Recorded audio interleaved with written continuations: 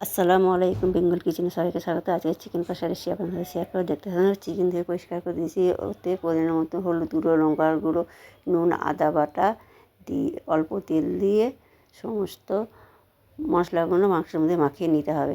যে সকল বন্ধুরা ইউটিউব থেকে দেখছেন, যারা নতুন তারা সাবস্ক্রাইব অবশ্যই করবেন। যদি ভালো লাগে লাইক, শেয়ার, কমেন্ট অবশ্যই কমেন্টে জানাবেন আমার এই রেসিপি কেমন হয়েছে। ফেসবুক থেকে যে বন্ধুরা দেখছেন পেজটা ফলো করে আমার সাথে থাকবেন। গ্যাস জ্বালিয়ে কড়া বসিয়ে দিলাম, কড়াতে পরিমাণ মতন তেল দিয়ে দিলাম। তেল গরম হয়ে গেছে, ওর মধ্যে পেঁয়াজ দিলাম, টমেটো, কাজু 8-10টা কাজু, কাঁচা লঙ্কা দিয়ে একটু ভাজা ভাজা করে উঠিয়ে নেবো। এটা একটা পেস্ট বানিয়ে নেব, মিক্সির জারে তুলে নিচ্ছি।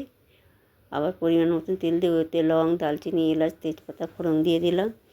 দিয়ে একটু ভাজা ভাজা করে নিয়ে পেস্টটা দিয়ে দিলাম ওর মধ্যে।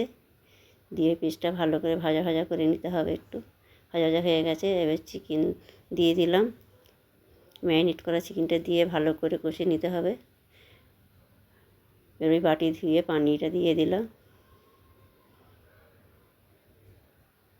ধনে জিরে গুঁড়ো দিলাম, দিয়ে ভালো করে কষে নিতে হবে। চাপা দিয়ে দিলাম, চাপা দিয়ে এইভাবে কষতে থাকবো। আবার চাপা খুলে আবার ভালো করে কষে নেব। কষতে হবে ভালো করে, মশলাটা মাংসের মধ্যে যতটা কষাবে ততটা ভালো হবে, স্বাদ বেশি বাড়বে। আপনারা এইভাবে বানিয়ে দেখবেন, কতটা সুন্দর লাগবে খেতে।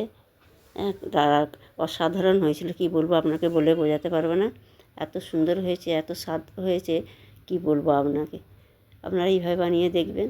কিন্তু আমার রেসিপি কেমন হয়েছে আপনারা কমেন্টে জানাবেন, আর লাইক অবশ্যই একটা করবেন। ভালো করে মাংস কষে নিতে হবে।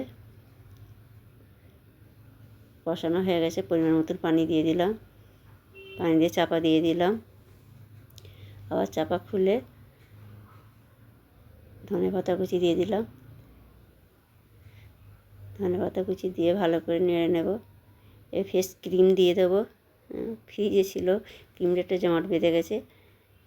এবার ফ্রেশ ক্রিম দিয়ে ভালো করে মাংসের মধ্যে নেড়ে নেব। ভালো করে মাংসের মধ্যে মিশিয়ে দিতে হবে। মিশিয়ে দিলে এবার গরম মশলার গুঁড়ো দিলাম, দিয়ে আবার ভালো করে নেড়ে নেব। ভালো করে নিয়ে নিলাম।